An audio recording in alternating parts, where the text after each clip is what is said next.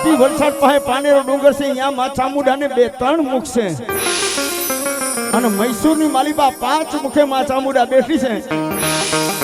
પણ માં ચામુંડાને બાપ આપણે કોઈ કાળા માથાના માનવી બાપ એના પદને ન પામી શકી. માં કેવડી છે કેવી છે ઈ કોઈ જોઈ નથી. પણ રાજસ્થાનની ધરતી માથે સુંઢાના ડુંગર માથે 12 વર્ષની જડું લાગી ગઈ.